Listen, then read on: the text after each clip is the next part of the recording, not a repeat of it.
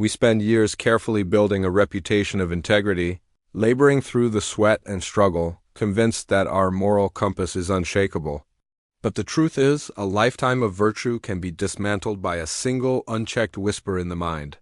We often forget that one solitary decision has the power to either illuminate our path or extinguish our future forever. This is a story about that very threshold, the moment where a good man met his shadow. Years ago, in a quiet town forgotten by prosperity, lived a young man named Julian. His days were a repetitive cycle of exhaustion and hope, a constant search for honest labor that rarely paid more than a handful of copper. He lived in the narrow spaces between hunger and survival, returning every night to a cold hearth and a heavy silence.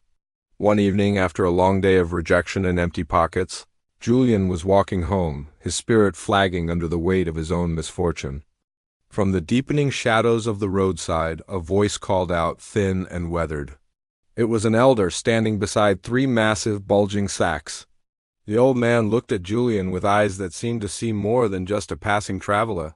He explained that he needed to reach the neighboring village before nightfall, but the weight of his cargo was more than his aging frame could bear. He offered Julian a deal, carry just one of the bags, and the reward would be 3 coins of pure gold. Julian hoisted the bag onto his shoulder and nearly buckled. It was unnaturally heavy, a dense weight that felt like it was pulling him into the earth. When Julian remarked on the burden, the old man simply smiled and said it was merely bronze common, heavy, but necessary. As they walked, the old man's gaze never left Julian. He watched every step, every shift of the weight, as if he were waiting for the young man to bolt into the woods.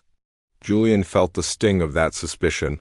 He whispered to himself that he was a man of his word, someone who would never trade his soul for a bag of common metal. They eventually reached the banks of a wide, rushing river. Julian waded through the current without hesitation, his strength fueled by his pride. But the old man stopped at the water's edge, trembling. He claimed the river was too deep, and the current too fierce for him to cross while carrying his remaining luggage. He begged Julian to return for the second bag, promising 3 more gold coins for the effort. Before handing it over, however, the old man gripped Julian's arm, his eyes narrowing. He asked for a vow, a promise that Julian wouldn't vanish with the silver coins hidden inside. Julian felt a flash of resentment. He wasn't a thief, and the suggestion felt like an insult to the very core of his identity. He took the bag with a sharp nod, crossed the water again, and waited. His heart remained steady, his values firmly intact. But then came the final challenge, a steep, jagged hill that stood between them and their destination. The old man sat at the base, claiming his lungs could no longer handle the ascent. He gestured to the final bag, the most precious of all filled with gold. The old man hesitated, his voice trembling with a calculated fear. He told Julian that if he took this bag and ran, an old man would never be able to catch him. Julian, frustrated by the constant distrust, defended his character. He spoke of the jobs he had walked away from and the lies he refused to tell, all to keep his conscience clean. Reluctantly, the old man handed over the final burden and told Julian to go on ahead, promising to meet him on the other side. As Julian climbed, the silence of the mountain began to feed his imagination. The weight on his back started to feel like a different kind of power. He realized the old man was miles behind, frail and forgotten. A thought, cold and sharp, pierced through his mind. Why should a dying man keep such a fortune? In his hands was the key to every dream he had ever deferred, a life of luxury, a beautiful home, and a name that commanded respect. The whisper turned into a roar. Logic bowed to greed. Julian didn't walk. He ran. He didn't stop until he reached the safety of his home, his breath coming in ragged gasps. With trembling hands, he tore open the sacks, expecting the glow of 1,000 suns. Instead, out tumbled a heap of gray, worthless river stones. There was no gold. No silver, no bronze, only the cold weight of a trick. At the bottom of the final bag, he found a small piece of parchment. It was a message from the king. The note revealed a heartbreaking truth. The king, being without an heir, had disguised himself to find a person of true, unyielding character to adopt as his son.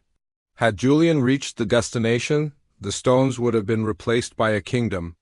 But because he allowed one moment of weakness to override a lifetime of virtue, he was left with nothing but the dust on his floor and the crushing weight of regret.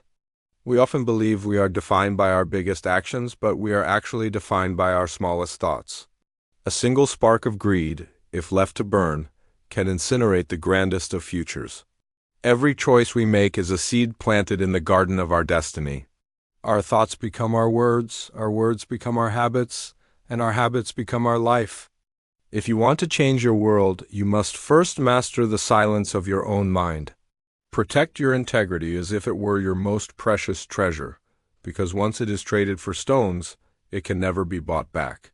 If this story resonated with you, please consider liking and sharing it with someone who needs to hear it. Don't forget to subscribe to join our community of growth. Until next time, stay mindful, stay grateful, and keep moving toward the light.